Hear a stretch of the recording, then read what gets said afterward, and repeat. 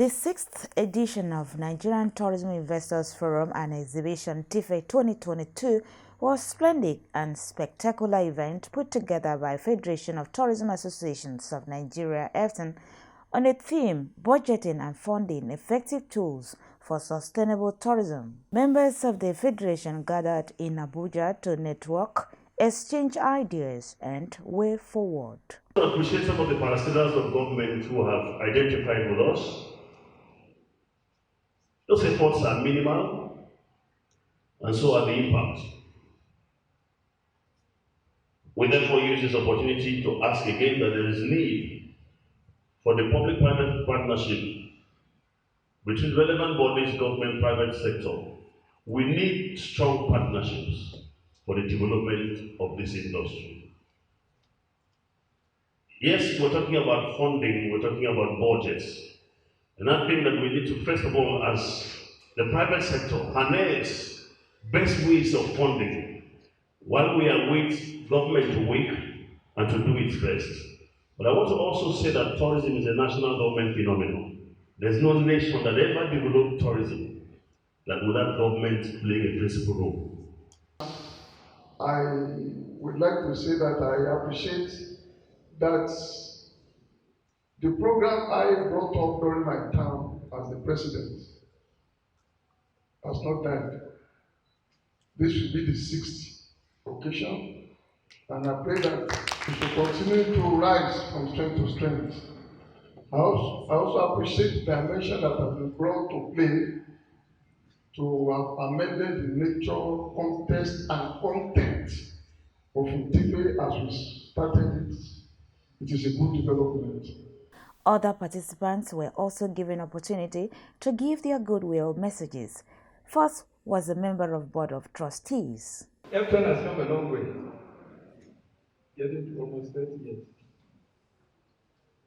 and getting stronger as the mouthpiece of the industry. But we are retired, and they say the young shall grow.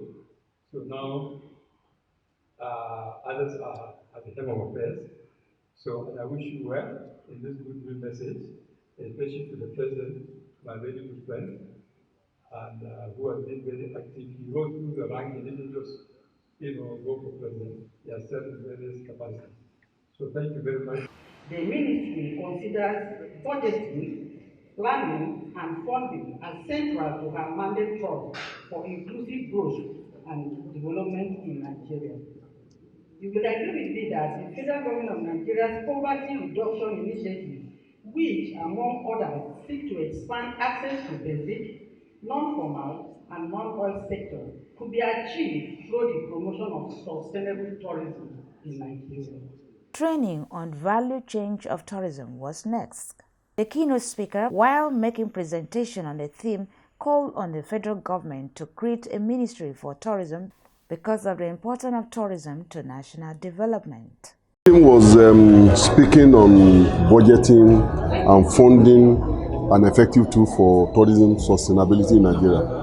And the overall outcome of the debate is that government needs to do more in terms of budgeting for tourism in Nigeria. Not only the federal government, all the state government should set up a ministry of tourism. The tourism ministry should be a separate ministry, not lumped under any other ministry like culture and so on. It should be a separate ministry because of the importance of tourism to national development. The event also featured a panel discussion. The beauty about tourism is that it is not limited to domains. If you happen to have a farm that is unique, maybe growing natural products, it creates an opportunity for tourism. The way we fish is an opportunity for tourism. The huts we build are opportunities for tourism. The houses we live on top of water are opportunities for tourism. So it is such a limitless industry, one that creates potential and opportunities that we can't even begin to imagine. And so what we did do today was to look at that whole situation and say, how can we get it going? And one of the things we said is we need a tourism ministry. We need a percentage of our national budget to be attributed to development of tourism. And so we will, on the basis of these discussions, start to take those steps to bring this onto the table so that we can actually have tourism play the role it ought to play in our economy. Being the capital, it doesn't even have its own Ministry of Tourism.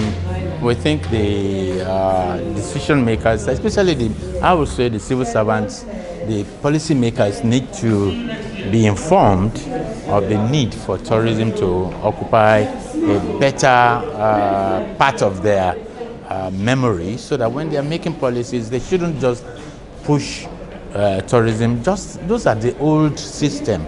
I think people in the ministry need to be educated to know that tourism cannot be a subset of culture. Very impressive.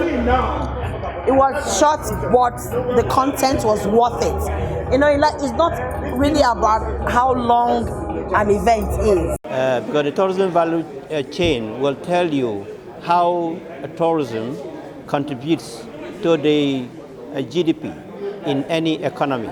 But unfortunately, people have little no knowledge about the link between tourism and economic development and sustainability, which UN is emphasizing.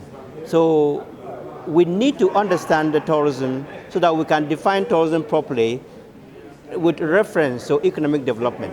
These are the areas that we have the gaps in our development process. So coming here to listen to experts, I'm impressed, and I'm taking back that home that we need to actually give attention to tourism. I believe that the issue of crime is something that we can handle, but then we're talking about funding itself. That means, do we want tourism to grow? If you want tourism to grow, then you have to fund it, and that's what we've been trying to emphasize. You know, we have the statistics that was reeled out today, that during the pandemic, that the federal government through the central bank used about 3.5% of our GDP for intervention in COVID-19 pandemic, and that amounts to almost $17 billion. If you are seeing our GDP at about $450 billion, so that's an enormous amount, and we're not feeling it, in the tourism industry. That's why we're asking for funding if we want tourism to grow. After presentations, members of Board of Trustees, dignitaries, and other participants took out time to go round the exhibition stands.